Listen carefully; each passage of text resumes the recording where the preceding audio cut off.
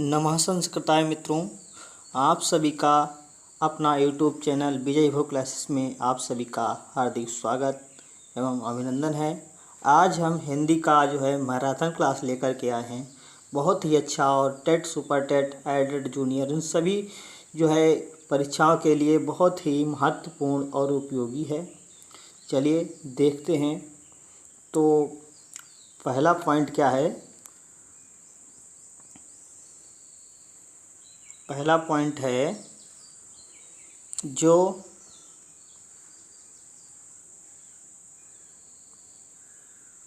ध्वनियों से वे ध्वनियाँ जिनका जो है जिनके खंड ना हो, वे ध्वनियाँ जिनके खंड ना हो वो क्या कहलाती हैं? वर्ण कहलाती हैं। ये इससे आपके प्रश्न भी अभी कराएंगे।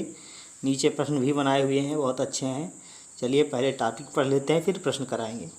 ठीक, दूसरा है प्रकार जो होते हैं कितने होते हैं? स्वर एवं व्यंजन दो प्रकार।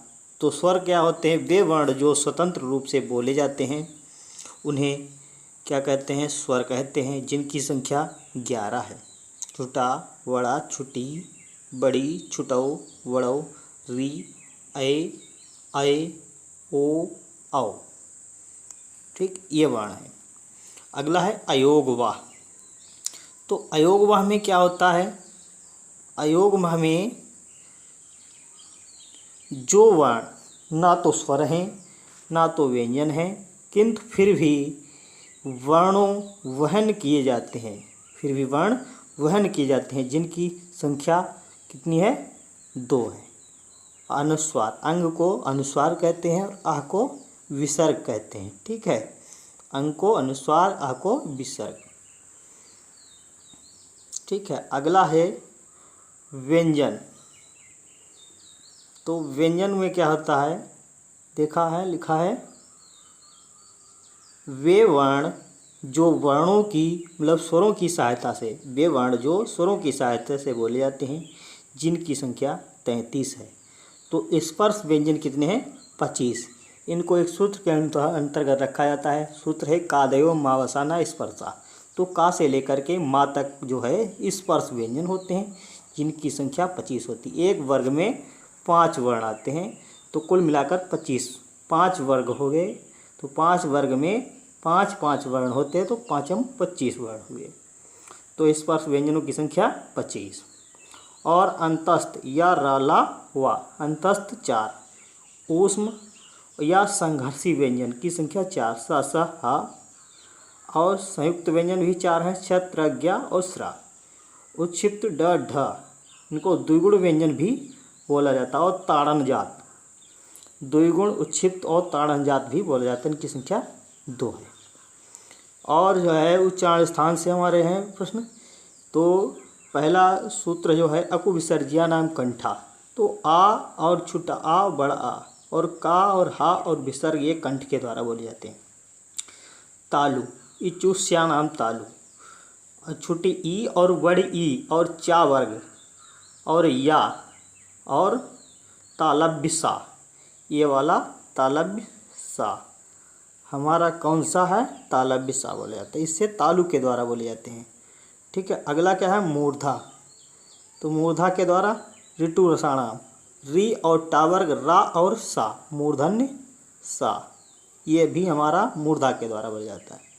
दंत, लितु रसाणाम दंता, इसमें तावर्ग आता है और ला और सा, दंतव्य सा, ये वाला दंतव्य सा आता है। ठीक है, अगला है ओष्ठ। उपदमानिया नाम ओष्ठो, इसमें पावर्ग आता है छोटो ऊ और बड़ो ऊ। ठीक है, और माँ, ये उपदमानीय नाम ओष्ठो, ओठ के द्वारा बोले जाते हैं। ठीक है, अघोष। तो अघोष में आता है वर्ग का पहला और दूसरा वर्ण और सा, तीनों सा ऊष्म के सॉरी। और सघोष में वर्ग का तीसरा, चौथा और पंचम वर्ण और अंतस्थ वर्ण और हा और प्लस में सभी स्वर सघोष आते हैं। अल्प प्राण में वर्ग का पहला, तीसरा, पांचवा वर्ण, अंतस्थ और स्वर। महाप्राण में दूसरा, वर्ग का दूसरा और चौथा प्लस ऊष्म व्यंजन। ये वर्ण आते हैं। ठीक, अब हमारे प्रश्न चालू हुए। तो पहला प्रश्न है, वह ध्वनि जिसके खंड नहीं किए जा सकते कहलाती है। क्या कहलाती है? तो इसका आंसर, राइट आंसर होगा वर्ण। हमारा बी ऑप्शन सही है। अगला दूसरा प्रश्न है, इनमें से कौन सा कथन सही नहीं है? तो इनमें से कौन सा कथन सही नहीं है? ई एक मूल स्वर है, ठीक है, तो सही है। ए एक संयुक्त स्वर है, ये नहीं है, ठीक है। तो हमारा इसका ये दूसरा कट गया प्रश्न है, तो इसका बी ऑप्शन हमारा राइट आंसर है, ये वाला। ये संयुक्त स्वर नहीं है, ये हमारा व्यंजन के दीर्घ स्वर के अंतर्गत आता है। अगला चौथा प्रश्न है, निम्नलिखित में से कौन सा पश्च स्वर है? तो पश्च स्वर में आते हैं, कौन कौन से आते हैं? हमारा पहला ऑप्शन जो है राइट आंसर इसका बड़ा आ है। तो इसमें कौन कौन से वर्ण आते हैं? बड़ा आ गया और छोटा ऊ, बड़ा ऊ, ओ और आओ, और ये आगत व्यंजन के अंतर्गत आता है। ये इतने हमारे व्यंजन जो पश्च स्वर के अंतर्गत आते हैं, ठीक है। किस क्रमांक में अघोष व्यंजन है? क्वेश्चन नंबर 5 का जो है, किस क्रमांक में अघोष व्यंजन है? तो क्वेश्चन नंबर 5 का answer B option right answer सही। चा और छा जो है अघोष व्यंजन है, इसका बी ऑप्शन सही है। अगला है, हिंदी वर्णमाला में मुख्य मूल स्वर कितने हैं? तो हिंदी जो है मूल स्वरों की संख्या जो है 5 है, इसका डी ऑप्शन सही है। क्वेश्चन नंबर 6 का डी ऑप्शन। अगला है क्वेश्चन नंबर 7, ना और था का उच्चारण स्थान क्या है? तो इसका ना और था का जो है उच्चारण स्थान दंत है, लितु लसानाम दंता सॉरी। तो व्यंजनों का सही क्रम जो है, इसका क्वेश्चन नंबर 8 का डी ऑप्शन सही है। स हा नहीं आता है। और किस शब्द में रा व्यंजन संयुक्त नहीं है? तो क्वेश्चन नंबर 9 का जो है बी ऑप्शन सही है, इसमें संयुक्त व्यंजन नहीं है। क्वेश्चन नंबर 10, अल्प प्राण ध्वनियों का कौन सा समूह है? तो अल्प प्राण में जो है चा, जा और या का जो है समूह है, क्योंकि अल्प प्राण में जो आता है हमारा, वो आता है वर्ग का पहला, तीसरा और पंचम वर्ण अंतस्थ स्वर सॉरी ये वर्ण आते हैं 10। अगला प्रश्न है, निम्न इनमें से कौन सा कथन सही है? तो इनमें से कौन सा कथन सही है? उच्चारण की दृष्टि से उ और उ ए ओष्ठ वर्ण माने जाते हैं, ये सही है, बी ऑप्शन। अगला है, हिंदी की का ध्वनि उच्चारण की दृष्टि से है? तो क्वेश्चन नंबर 12 का जो है बी ऑप्शन सही है। का एक हमारा अल्प प्राण है और अघोष भी है, बी ऑप्शन राइट है। अयोग वह वर्ण है? तो अयोग वह वर्ण में आते हैं, तो बहुत सरल प्रश्न है, अंग और आ, इसका सी ऑप्शन राइट आंसर है। इनमें से कौन सा कथन गलत है? तो गलत हमारा इसमें से ढूंढना है, तो इसका 15 का जो राइट आंसर डी ऑप्शन होगा, क्योंकि व्यंजन वर्णों के उच्चारण में स्वरों के उच्चारण में दोगुना समय नहीं लगता, क्योंकि व्यंजन जो है अर्धमात्रिक होते हैं, तो उच्चारण में दोगुना समय कैसे लगेगा? तो इसका डी ऑप्शन राइट आंसर होगा। निम्न में से कौन सा नासिक व्यंजन है? तो नासिक व्यंजन 16 का जो है सी ऑप्शन सही है, ना यह हमारा नासिक व्यंजन है। 17 तालव्य व्यंजन, तो तालव्य में आता है हमारा ऋतु लसानाम दंता, तो इसका 17 का जो है बी ऑप्शन सही होगा, ता था दा और धा। अगला है 18, प्रश्न नंबर 18, किस वर्ण के उच्चारण में जीहा दांतों का स्पर्श करती है? तो दांतों का स्पर्श करने के लिए क्वेश्चन नंबर 18 का जो बी ऑप्शन है ता हमारा, और 19 संयुक्त व्यंजन ज्ञ की ध्वनि है। तो इसमें से जा और या ये मिलाकर बनता है ज्ञ।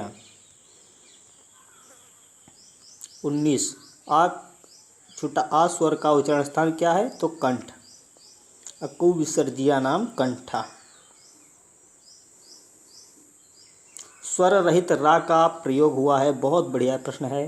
तो क्वेश्चन नंबर 21 का जो है राइट आंसर क्या होगा हमारा? ये ऑप्शन ट्रक में स्वर रहित प्रयोग हुआ है। और इनमें से किस वर्ण का उच्चारण स्थान अन्य 3 वर्णों के उच्चारण से भिन्न है? तो इसका क्वेश्चन नंबर 22 का जो है राइट आंसर क्या होगा? ये ऑप्शन 22 का जो है ये ऑप्शन सही होगा।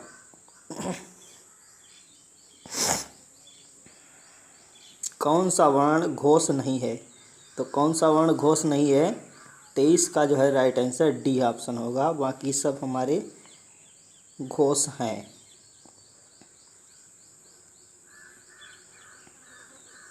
अगला निम्नलिखित ध्वनियों में से बताइए कि कौन सा वर्ण ओष्ठ नहीं है?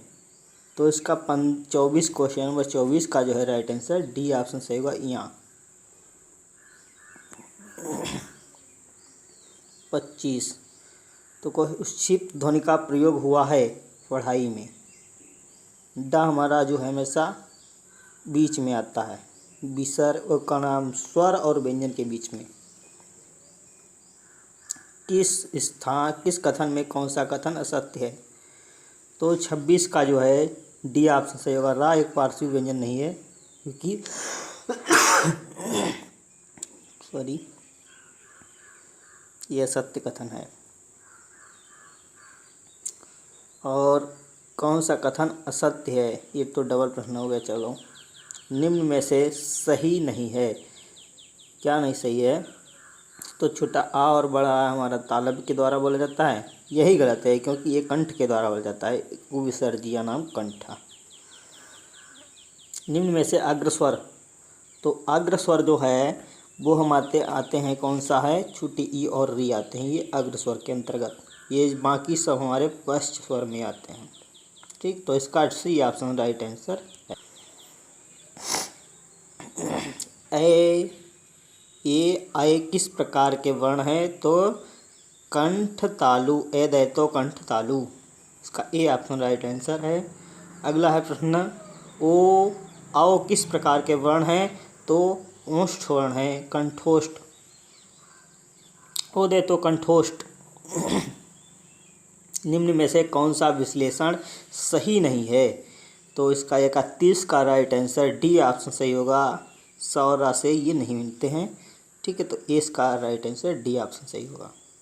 संघर्षी व्यंजन हैं, तो संघर्षी व्यंजन में आते हैं। तो हमारे संघर्षी व्यंजन में स्पर्श संघर्षी संघर्षी में आते हैं हमारे सा सा हा, ये हमारे तीनों व्यंजन आते हैं। 33 का जो है हमारा बी ऑप्शन राइट आंसर होगा। अनुस्वार विसर्ग को क्या कहते हैं? अयोगवाह। ठीक है, इसका बी ऑप्शन राइट आंसर होगा। अगला क्वेश्चन नंबर 35 प्रकंपित व्यंजन है। तो प्रकंपित व्यंजन जो है 35 का क्वेश्चन नंबर बी ला हमारा प्रकंपित वर्ण है। और अर्धस्वर में आता है या और वा, ये हमारा ए ऑप्शन इसका सही होगा।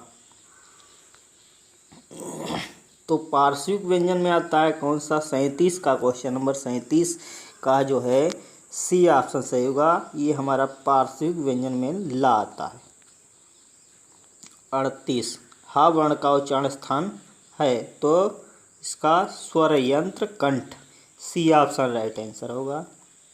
39 क्वेश्चन नंबर मूर्धन्य ध्वनि कौन सी हैं? तो मूर्धन्य ध्वनि कौन सी हैं? तो इसका क्वेश्चन नंबर 39 का जो है डी ऑप्शन सही होगा। ट ठ ड ढा। सॉरी 40 कट गया क्वेश्चन है। हिंदी वर्णमाला का 11वां व्यंजन कौन सा है? तो 11वां नंबर मतलब 11वें नंबर पर कौन सा व्यंजन आता है इन वर्णों में से?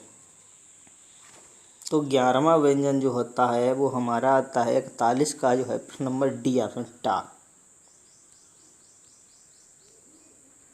किस ध्वनियों को अनुस्वार कहा जाता है? तो किन ध्वनियों को अनुस्वार कहा जाता है? क्वेश्चन नंबर 42 का जो है ए ऑप्शन, स्वर के बाद आने वाली नासिक ध्वनियाँ, ए ऑप्शन राइट आंसर होगा। निम्नलिखित में से कौन सी बात गलत है? तो गलत बात ढूंढना है। 43 का जो है हमारा गलत बात में बी ऑप्शन सही है, बी ऑप्शन गलत है क्योंकि वाह जो है हमारा ओष्ठ के द्वारा नहीं बोला जाता है। 44 उच्चारण की दृष्टि से गा व्यंजन का सही रूप होगा। तो गा का जो सही रूप है वो क्या है? 44 का जो है इसका क्या ऑप्शन होगा? बी ऑप्शन सही होगा।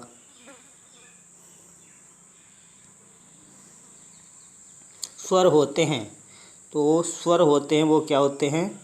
अल्प प्राण और सघोष, इसका बी ऑप्शन सही है। स्वर होते हैं तो स्वर क्या होते हैं? ये भी डबल हो गया क्वेश्चन।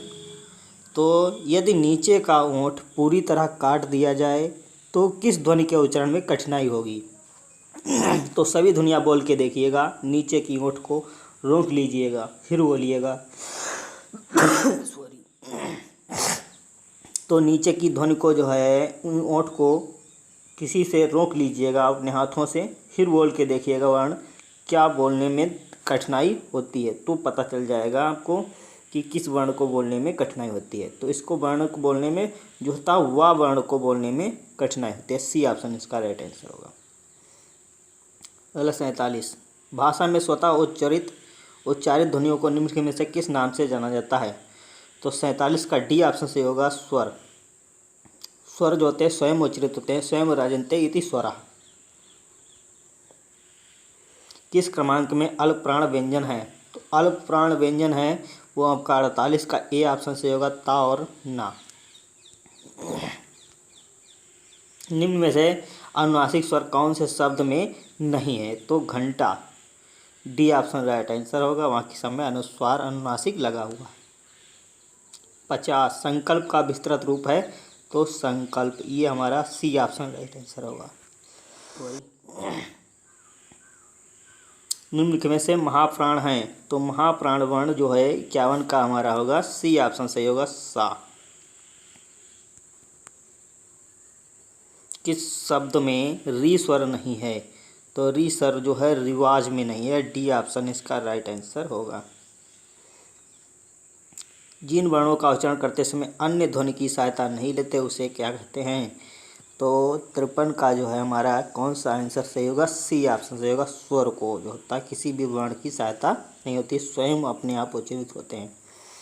हिंदी भाषा में ध्वनियाँ जो दूसरी ध्वनियों की सहायता से बोली जाती है लिखी जाती है उन्हें क्या कहते हैं? तो 54 का जो हमारा है सी ऑप्शन सही होगा, व्यंजन। व्यंजन 55 हिंदी वर्णमाला में छ और ड के बीच में कौन सा अक्षर आता है? तो हमारा इसका क्वेश्चन नंबर 55 का जो है सी ऑप्शन सही होगा, इया। क्वेश्चन नंबर 56 निम्न में से कौन सा व्यंजन स्पर्श संघर्षी है? तो स्पर्श संघर्षी में आते हैं हमारे, इसमें जा व्यंजन, जा होता है जा। इसमें कौन कौन से वर्ण आते हैं? चा, छ, जा और झा, ये 4 वर्ण आते हैं स्पर्श संघर्षी में, तो इसका ए ऑप्शन सही होगा। हिंदी वर्णमाला में कुल वर्णों की संख्या कितनी है? तो 52, इसका सी ऑप्शन राइट आंसर है। अगला है भाषा की सबसे छोटी इकाई है, भाषा की सबसे छोटी इकाई है, तो 58 का हमारा ए ऑप्शन सही होगा, वर्ण। अगला है 59 तो पद की परिभाषा क्या है? तो पद की परिभाषा है वाक्य में प्रयुक्त शब्द पद कहलाते हैं, इसका बी ऑप्शन राइट आंसर होगा। अगला लास्ट क्वेश्चन है देवनागरी लिपि में स्वरों के साथ अनुस्वार विसर्ग जोड़ने से कितने होते हैं? देवनागरी लिपि में स्वरों के साथ अनुस्वार विसर्ग जोड़ने से कितने होते हैं? तो तो इसका सी ऑप्शन सही होगा 13। आज के ये 60 प्रश्न हमारे रहे आपके समक्ष, बहुत ही महत्वपूर्ण थे। इसका PDF हम लिंक में लगा देंगे यूट्यूब आपके वीडियो के लिंक में डिस्क्रिप्शन में। और आपको वीडियो अच्छा लगे तो लाइक शेयर और सब्सक्राइब करना ना भूलें और चैनल को अधिक से अधिक शेयर करें। सभी मित्रों को बहुत बहुत धन्यवाद। नमः संस्कृताय।